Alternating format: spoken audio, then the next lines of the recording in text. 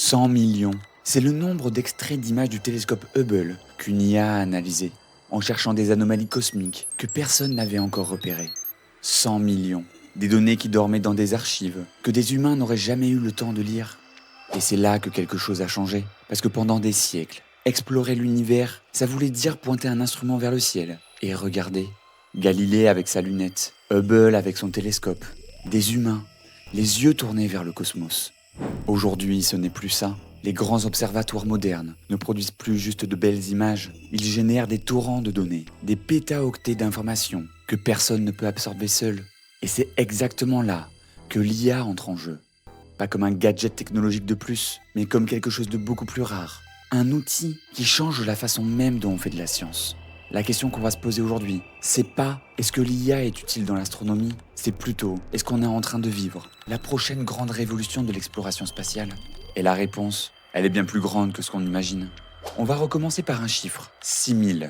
C'est le nombre d'exoplanètes confirmés par la NASA à ce jour. 6000 planètes en dehors de notre système solaire, identifiées en quelques décennies à peine. Et ce chiffre va continuer à exploser, parce que les télescopes comme Kepler et TESS produisent des millions de courbes de lumière. Ces petites variations de luminosité d'une étoile qui trahissent le passage d'une planète devant elle. Des millions qu'il faut trier, analyser et vérifier. C'est là qu'une IA appelée ExoMiner++ entre en scène.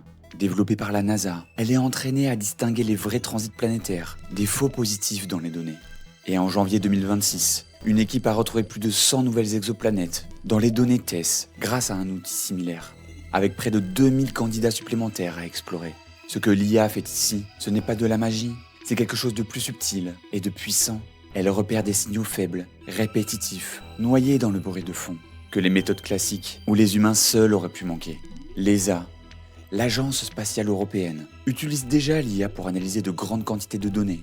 Et elle va plus loin. Certains satellites embarquent désormais des algorithmes capables de traiter les données directement à bord, avant même de les renvoyer sur Terre. Ce glissement est important à comprendre. Au départ, on pensait utiliser l'IA pour aller plus vite, pour traiter en quelques heures, ce qui prendrait des mois à un humain. Mais en réalité, on commence à l'utiliser pour voir autrement, pour détecter des choses que la vitesse seule ne suffirait pas à prouver. C'est une différence fondamentale. Revenons à ces 100 millions d'extraits de Hubble. Ce que cette équipe a fait, c'est passer une IA sur des décennies d'archives astronomiques, des données collectées, stockées, et en grande partie jamais relues en profondeur. Et dans ce tas immense, l'IA a identifié des centaines de phénomènes cosmiques rares que personne n'avait encore jamais repérés. On n'a pas encore construit un nouveau télescope, on n'a pas lancé une nouvelle mission, on a relu autrement ce qu'on avait déjà.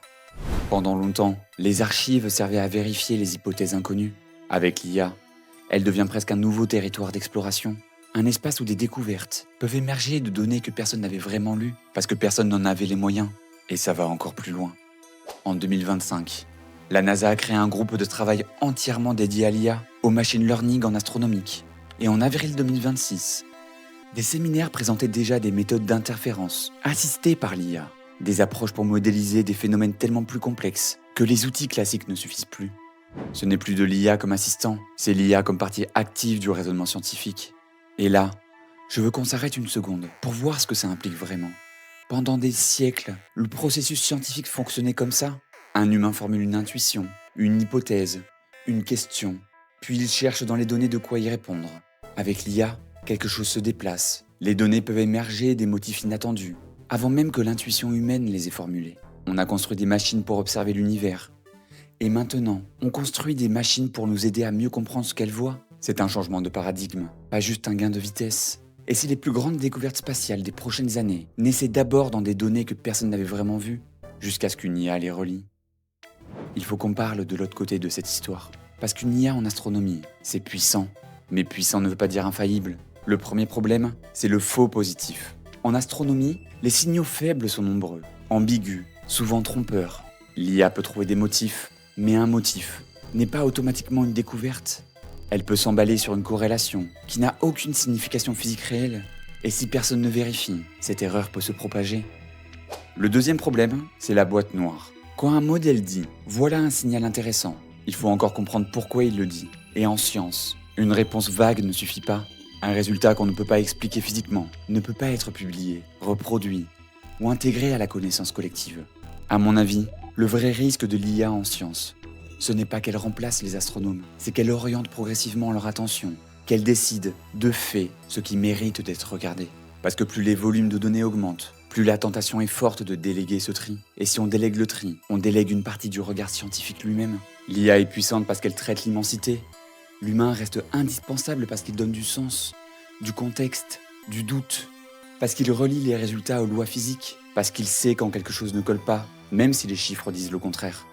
Pour la première fois, on a des outils capables de trouver dans le cosmos des choses qu'on n'aurait jamais peut-être repérées seul, mais on est encore en train d'apprendre comment leur faire confiance. Ce n'est pas seulement une révolution technique, c'est une révolution dans la façon de produire de la connaissance. Alors voilà où on en est. Le télescope a agrandi notre regard. Les satellites et observatoires spatiaux ont étendu notre portée. Et l'IA pourrait être la prochaine marche, non pas pour voir plus loin, mais pour comprendre plus vite, plus largement, et parfois différemment. L'espace n'a pas changé. Ce qui change, c'est notre capacité à le lire. On a souvent imaginé la conquête spatiale comme une affaire de fusées, de métal et de carburant. Des humains qui repoussent physiquement les frontières du cosmos. Mais la prochaine révolution pourrait être beaucoup moins visible que ça. Elle pourrait se jouer dans les algorithmes, capables de faire émerger du sens dans un univers devenu trop vaste pour nos seuls cerveaux. Et si c'est vrai, alors la grande révolution spatiale du XXIe siècle ne serait peut-être pas seulement celle des machines qui voyagent dans l'espace, ce sera celle des machines qui nous aident enfin à comprendre ce que l'univers essaie de nous montrer. N'hésite pas à me dire en commentaire ce que tu penses de tout ça, si l'IA est une bonne chose ou une mauvaise. Et on se retrouve très bientôt dans une prochaine vidéo. À bientôt.